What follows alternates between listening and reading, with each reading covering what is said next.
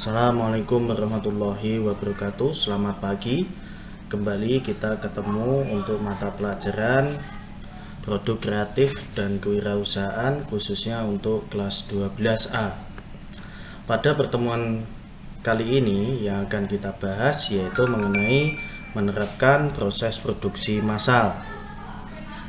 Nah, apa sih sebetulnya proses produksi massal? Pengertian daripada proses produksi adalah suatu kegiatan yang menggabungkan berbagai faktor produksi yang ada dalam upaya untuk menciptakan suatu produk, baik itu barang atau jasa yang memiliki manfaat bagi konsumen. Pada proses produksi ini juga disebut juga sebagai kegiatan pengolah bahan baku dan bahan pembantu dengan memanfaatkan peralatan sehingga menghasilkan suatu produk yang lebih bernilai dari bahan awalnya. Nah, hasil dari kegiatan produksi ini adalah barang dan jasa. Nah, barang ini merupakan sesuatu yang memiliki sifat-sifat fisik dan kimia serta mempunyai masa waktu.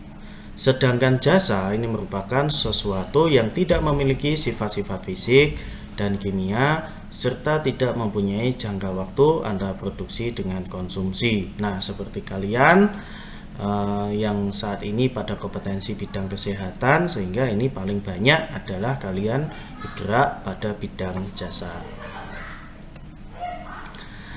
Adapun beberapa tujuan daripada proses produksi ini adalah yang pertama, untuk menghasilkan suatu produk baik itu barang maupun jasa, kemudian untuk menjaga keberlangsungan hidup suatu perusahaan, yang ketiga ini memberikan nilai tambah atau value terhadap suatu produk, kemudian yang keempat untuk mendapatkan keuntungan sehingga tercapai tingkat kemakmuran yang diinginkan, kemudian yang selanjutnya untuk mengganti produk yang rusak, kadaluarsa atau telah habis. Kemudian untuk memenuhi permintaan pasar, ini baik pasar domestik maupun pasar internasional. Nah, itu bagian daripada tujuan adanya proses produksi.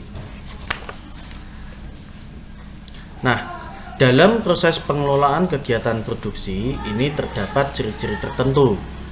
Nah, berikut ini adalah beberapa karakteristiknya, ini berdasarkan proses, sifat, dan jangka waktunya. Yang pertama adalah berdasarkan proses, di mana di sini dibagi menjadi dua, yaitu produksi langsung dan produksi tidak langsung. Nah, untuk produksi langsung, di mana kegiatan ini mencakup produksi primer dan produksi sekunder. Di mana produksi primer itu yaitu kegiatan produksi yang diambil dari alam secara langsung, misalnya pertanian, pertambangan, perikanan, dan lain-lain. Sedangkan produksi sekunder yaitu proses produksi dengan menambahkan nilai lebih pada suatu barang yang ada. Nah, ini misalnya kayu untuk membuat rumah, baja untuk membuat jendela, dan lain sebagainya. Kemudian yang kedua yaitu produksi tidak langsung. Produksi tidak langsung ini yaitu kegiatan produksi dengan memberikan hasil dan keahlian atau jasa. Misal jasa montir, jasa kesehatan, jasa konsultasi, dan lain sebagainya. Sedangkan untuk karakteristik yang berikutnya, ini berdasarkan sifat proses produksinya. Ini dibagi menjadi 4, yaitu proses ekstraktif, kemudian proses analitik, kemudian proses fabrikasi, dan proses sintetik. Nah, sedangkan untuk proses ekstraktif ini kegiatan produksi dengan mengambil produk secara langsung dari alam. Sedangkan untuk proses analitik yaitu kegiatan produksi yang melakukan pemisahan suatu produk menjadi lebih banyak dengan bentuk yang mirip seperti aslinya. Berikutnya proses fabrikasi, yaitu kegiatan mengubah suatu bahan baku menjadi suatu produk yang baru. Yang berikutnya yaitu proses sintetik, yaitu kegiatan menggabungkan beberapa bahan menjadi suatu bentuk produk. di mana proses ini disebut juga dengan proses perakitan. Yang selanjutnya yaitu karakteristik proses produksi berdasarkan jangka waktu produksi. Nah, di sini dibagi menjadi dua, yaitu produksi terus-menerus dan produksi terputus-putus. Nah, yang dimaksud dengan produksi terus-menerus ini adalah produksi yang memakai berbagai fasilitas untuk menciptakan produk secara terus-menerus. Nah, pada proses ini umumnya ini dalam skala besar dan tidak terpengaruh oleh waktu maupun musim. Sedangkan untuk produksi terputus-putus yaitu produksi yang kegiatannya berjalan dilakukan tidak setiap saat, tidak tergantung pada musim, pesanan maupun pada faktor lainnya. Ini bagian daripada karakteristik proses produksi. Kemudian yang selanjutnya yaitu jenis-jenis daripada proses produksi. Dalam pelaksanaannya, proses ini memerlukan waktu yang berbeda-beda. Ada yang singkat, ada juga yang prosesnya cukup panjang. Nah, berdasarkan cara pelaksanaannya, proses produksi ini dapat dibedakan menjadi 4 jenis.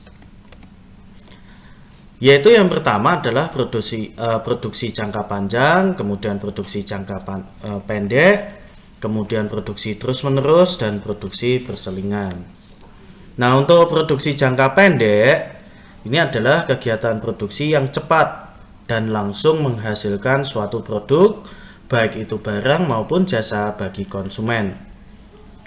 Contohnya adalah produksi makanan seperti roti bakar, cakwe, gorengan, dan lain-lain. Sedangkan produksi jangka panjang ini adalah kegiatan produksi yang membutuhkan waktu yang cukup lama, misalnya menanam padi, menanam kopi, membangun rumah, dan lain-lain. Kemudian yang ketiga yaitu produksi terus-menerus. Nah, ini adalah kegiatan produksi yang melakukan pengolahan berbagai bahan baku secara bertahap sehingga menjadi suatu barang jadi, di mana prosesnya ini berlangsung secara terus-menerus. Ini misalnya pabrik yang memproduksi kertas, gula, karet, dan lain-lain. Kemudian yang keempat yaitu produksi berselingan.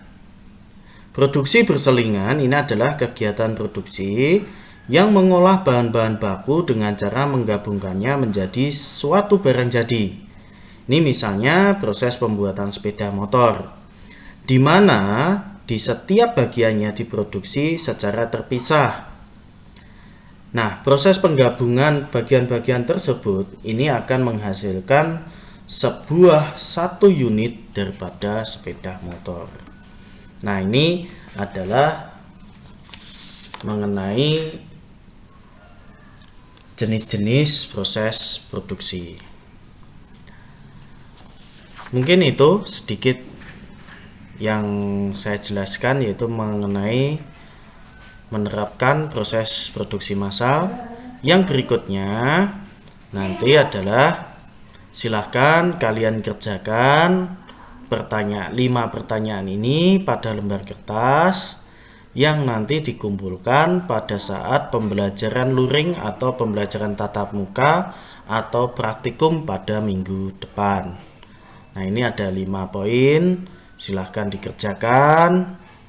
Kemudian saya harapkan semuanya, seluruh siswa kelas 12A nanti mengumpulkan.